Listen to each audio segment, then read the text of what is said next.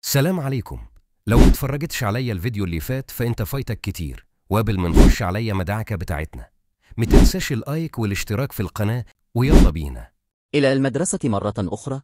بالطبع كل هذا وزملاء أودوري لا يعرفون أنه لا يزال على قيد الحياة، أي لا أحد يعرف أنه لا يزال على قيد الحياة ولم يمت، وذلك لأن غوغو يريد مفاجأتهم وفي نفس الوقت حمايته لفترة حتى يتعلم بعض الأشياء.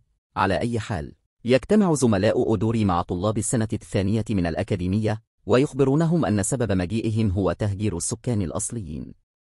حدث تبادل. هذا كما تقول هو منافسة بيننا وبين الأكاديميات الأخرى التي تدرس فنون الجوتسو.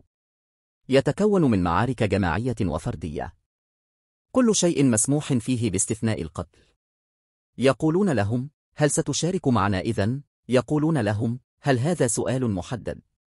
بالطبع سأشارك معك. يجب أن نكون أقوى من أجل زميلنا الذي مات وبدأ في التدريب معهم. سنذهب بعد ذلك إلى الهاوية. تم جمعهم جميعا معا بعد أن أفلتت تلك اللعنة من جوجو، لكنهم يزعمون أنهم بشر وعديمي الفائدة وشريرون جدا.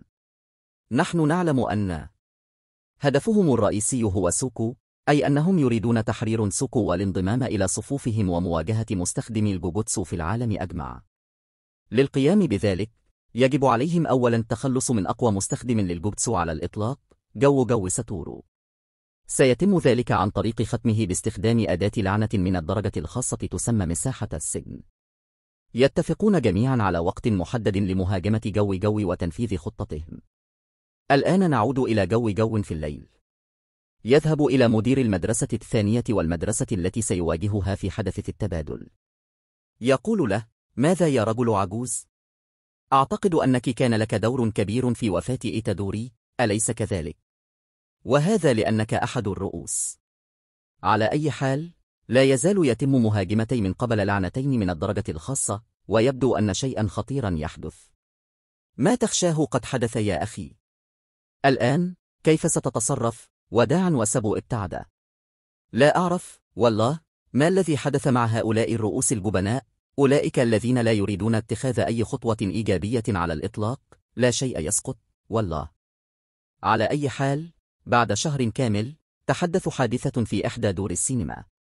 يقتل 3 طلاب بطريقة مروعة للغاية. بالطبع هذه ليست طريقة قتل عادية. هذه بالتأكيد لعنة فعلت بهم هذا. لكنهم لم يكونوا وحدهم. كان زميلهم في نفس المدرسة يجلس خلفهم ورأى هذا المشهد أمام عينيه. ليس هذا فحسب، بل رأى أيضا اللعنة تفعل ذلك. قليلون هم من يستطيعون رؤية اللعنات. يبدو أن هذا الرجل يكره هؤلاء الطلاب وطريقة مظهره. لقد أعجبهم الحوار. مشى خلف اللعنة وقال له: أنت من فعلت هذا بهم، أليس كذلك؟ أريد أن أفعل هذا. تبدو وكأنك الشيطان بداخلي وأحتاج فقط إلى شخص ما لإخراجه مني. على أي حال، يذهب معه وينقل هذا الخبر إلى معلمي الجوجوتسو وهم يعلمون أنه كان عامل إحدى اللعنات. قال للجوجوتسو: هل تعلم هذه المرة لن أتمكن من المجيء معك يا صديقي، لكنني سأرسل معك زميلا كان يعمل معنا من قبل في الأكاديمية. أنا لست مستخدم جوجوتسو من الدرجة الأولى. يذهبون إلى مكان الحادث ويرون الجثث ومظهرها البشع، ويؤكدون أن هذه لعنة بالفعل وأنها تبدو وكأنها من المستوى الخاص. يخرجون من المكان ويبدأون في تتبع اللعنة، ولكن أثناء سيرهم تظهر لهم لعنتان ضعيفتان. تأخذ ننمي واحدة وتأخذ دورية واحدة. تقنية ننمي هي أنها تخلق نقطة ضعف في خصمه رغما عنه، وهي نسبة 7/10 بمعنى آخر وببساطة، ولأن جسم الخصم له خط مقسم إلى 10 أقسام متساوية، فإذا ضرب النقطة السابعة فإنه سيسبب ضررا كبيرا للخصم أو ما يسمى بالضربة الحرجة، أي الضربة الحاسمة. وهو فعلا استخدم هذه التقنية ووضع نهاية نهائية له دوري، وهو أيضا يستخدم طاقته الملعونة أخيرا. ومن الواضح أن التدريب الذي قام به خلال الشهر الماضي كان مفيدا، ولكن طاقته الملعونة لها شيء فريد، فهي بطيئة نوعا ما. أعني عندما يضرب صندوق مثلا تكون قوة ملاكمته طبيعية في البداية، ولكن بعد ذلك تتدفق الطاقة الملعونة أثناء ضربته، بمعنى آخر ضربة واحدة منه هي ضربتين وتسمى الضربة المتباعدة، وهذا شيء فريد لا يزال سينتهي منه. لكن ننمي أخبرته: توقف هنا. يمكن للهاتف التقاط صور لهم بشكل طبيعي. هل تعرف ماذا يعني ذلك؟ هذه ليست لعنة. لا، بالطبع، اللعنات، كما تعلم، لا يمكن التقاط صور لها. لكن هؤلاء بشر. وبالفعل، بعد وفاتهم وفحصه، اتضح أن هؤلاء بشر تم العبث بأجسادهم وعقولهم، وبعد تحولهم، لن ينجح الأمر بالنسبة لهم للعودة إلى كونهم بشر.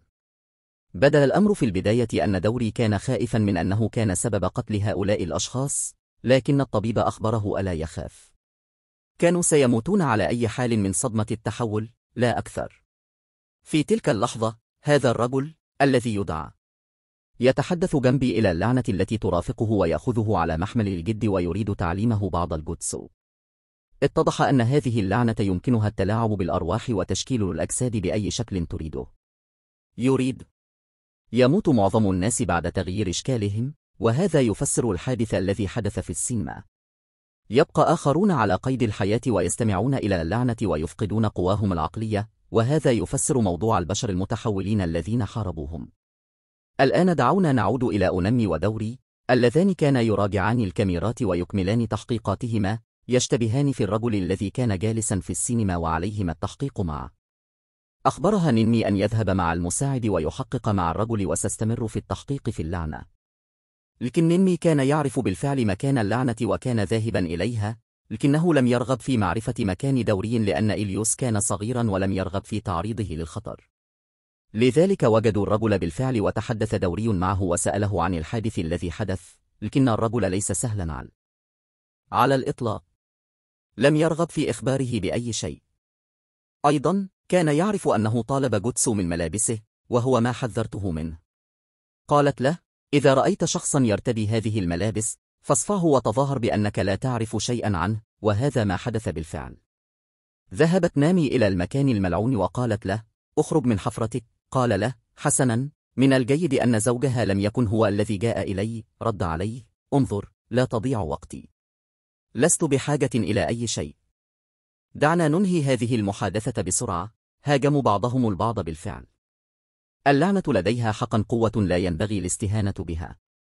قال نامي لنفسه: هذا يمكنه التواصل معي بطريقة طبيعية. سيكون هو الشخص الذي يدور في ذهني. هل هذا له صلة بالاثنين اللذين هاجما جوجو من قبل؟ هذا هو شكله حقا. قالت له اللعنة: ماذا يا صديقي؟